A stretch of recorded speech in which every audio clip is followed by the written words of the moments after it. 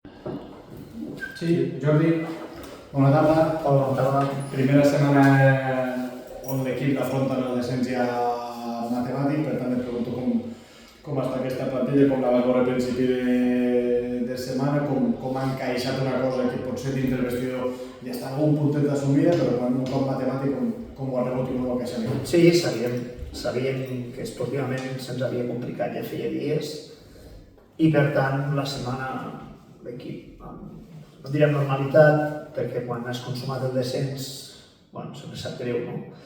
Però intentant aprofitar els dies d'entrenament per preparar el partit de l'Escala, poder acabar el millor possible la temporada. Ho he dit per passiva aquest darrer mes, no? Que veníem competint molt bé, ho vam tornar a demostrar crec que el diumenge, però és veritat que no ens ha donat, no?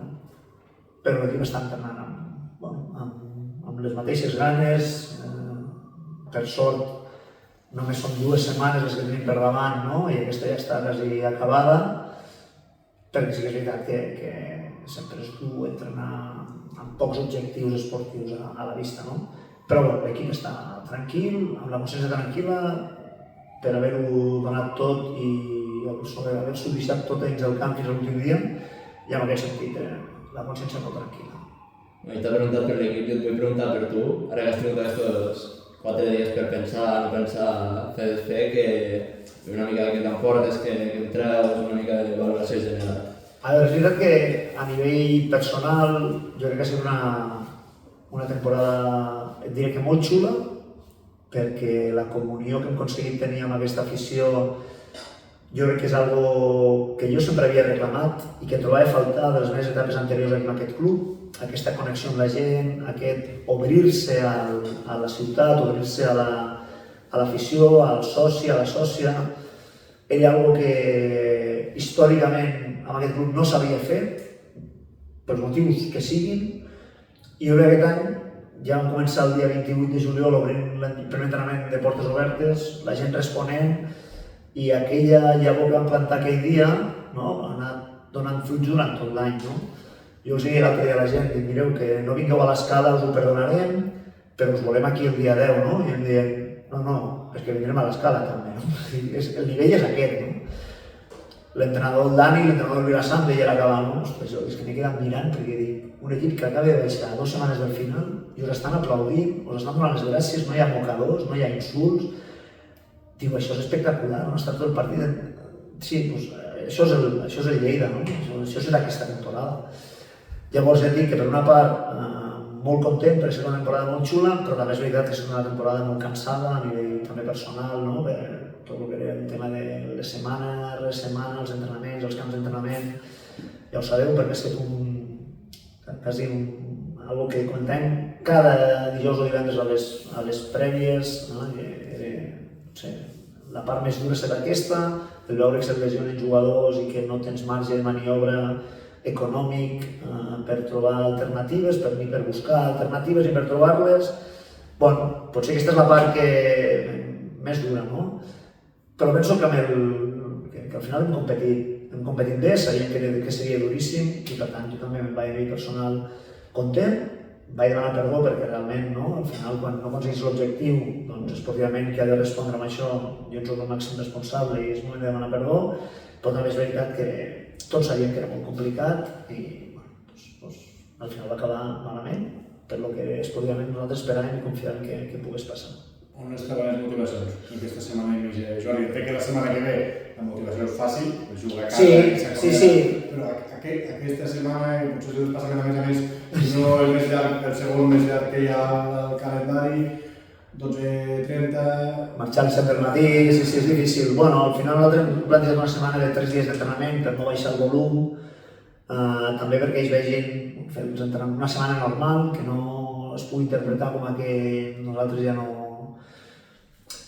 Sobretot per nosaltres, però també per no desprestigiar la competició. Al final, i aquesta setmana és cert que a l'Escala no hi ha res en joc per cap dels dos, però la setmana que ve segurament sí, per tant hi hem d'arribar bé també a la setmana que ve perquè no podem desprestigiar la competició i hem de prendre la competició seriosament fins al final, que és el que ens hagués agradat que si nosaltres ens estiguéssim jugant alguna cosa els rivals fessin, no? Per més que estiguessin baixats o pujats.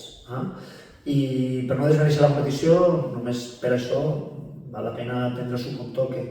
I la motivació, volem intentar aquesta victòria fora de casa que hem set capaços d'aconseguir tot l'any. No sé, també és una que ens faria especial il·lusió i que si hi ha alguns desplaçats que vinguin a l'escala, poder-los obsequiar amb això. Penso que hem de 3 empats consecutius, hem estat molt a prop de guanyar sempre, abans amb Badalona i Cornellà vam perdre però vam estar molt a prop de sumar i fins i tot de guanyar. Penso que l'equip està competint bé i a veure si a l'escala podem, amb els jugadors que tinguem, perquè també anirem amb alguna baixa segur, a veure si som capaços de sumar els 3 punts. Doncs aquesta suposa la principal motivació pels jugadors també, amb la victòria aquesta que dius que s'usa resistit fora de casa i segurament que és per on més pots tirar. Sí, és per on més tirem i després també perquè al final el jugador també vol guanyar-se les garrofes per l'any que ve, sigui aquí, sigui allà, sigui fora, sigui on sigui.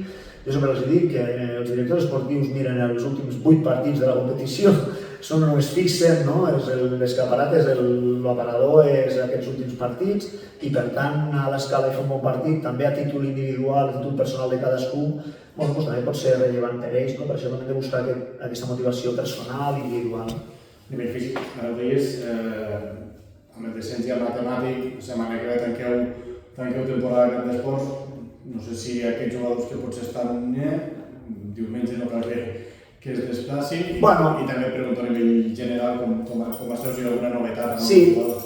A nivell esportiu tenim jo crec que Òscar podrà viatjar i podrà ajudar-nos després d'haver-se recuperat aquesta lesió al sol i tal.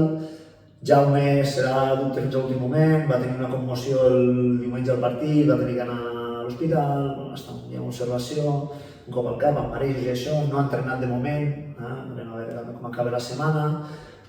Fran, Jordi Puig els tenim fora de combat per temes musculars, Pau Russo i Russi, que ja sabem que això va per llarg, i per la resta jo crec que els altres els tindrem tots disponibles.